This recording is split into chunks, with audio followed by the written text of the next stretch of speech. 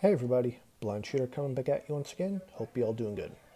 So originally I wasn't going to make a video on this issue because so many people have already done it, but with all the misinformation being put out there, I figured it's probably best that I jump in and give you first-hand knowledge of what we've heard here in New York.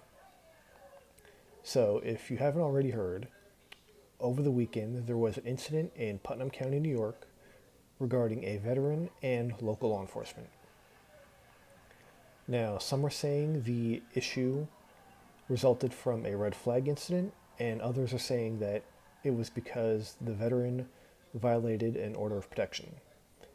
Now, the reason I'm calling him the veteran and not giving his social media handle or his full name, even though you can get those yourself just by looking online right now, is because if he did in fact violate an order of protection, I don't believe in giving criminals their 15 minutes of fame by posting their names and social media handles on my videos. That's just the way I am. If you don't like it, too bad about you.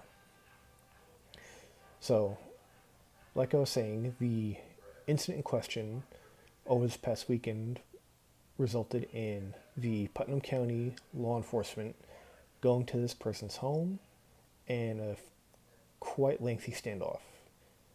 The veteran and police officers never fired a shot at each other, and allegedly there were no firearms recovered at the house whatsoever. Some people are saying that the law enforcement agency was called out because the veteran had a 30-round magazine, which here in New York is illegal to have under the New York Unsafe Act. Others are saying that law enforcement was called out because the veteran's ex-wife felt threatened because he violated his order of protection. Either way, we don't know which side is correct, which side is wrong. In the coming days, I'm sure we are all going to figure out what the true story is once the police and this person's attorney get to the bottom of everything. Either way, if this was a red flag incident, props to the veteran for not firing a single shot at law enforcement whatsoever and allowing the standoff to end peacefully. However, if this was a result of an order of protection being violated, then I give shout outs to the local law enforcement for doing their job and not going in guns blazing like others have said they tend to do in orders like this.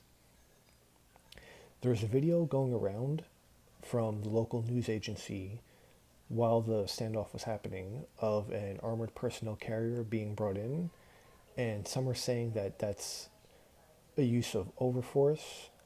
However, here in New York, we have what is called mutual aid, and that's basically if one county needs assistance from another, that neighboring county will gladly aid with whatever the requesting district needs.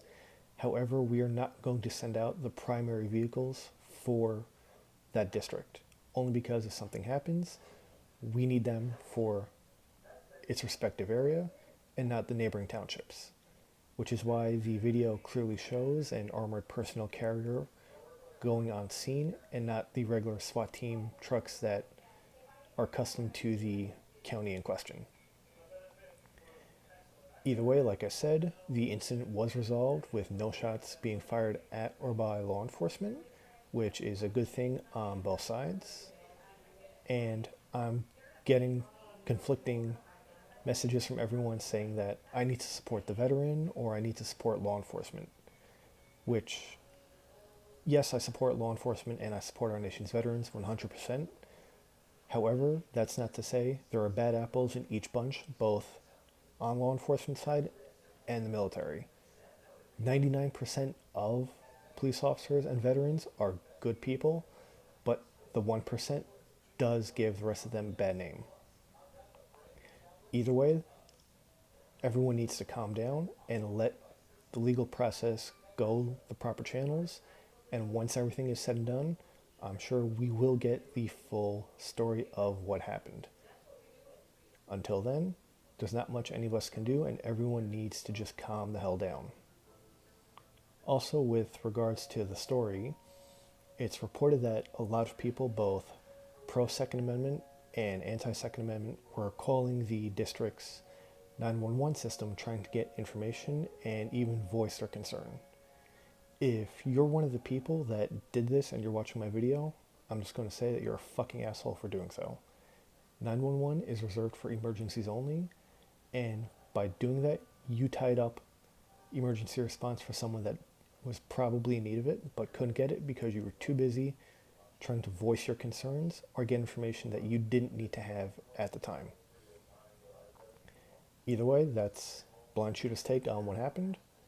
Like I said, in the coming days, we're going to get more information, and as soon as I get adequate info, I'm going to pass it along to you guys. Until then, God bless America. Catch you all later.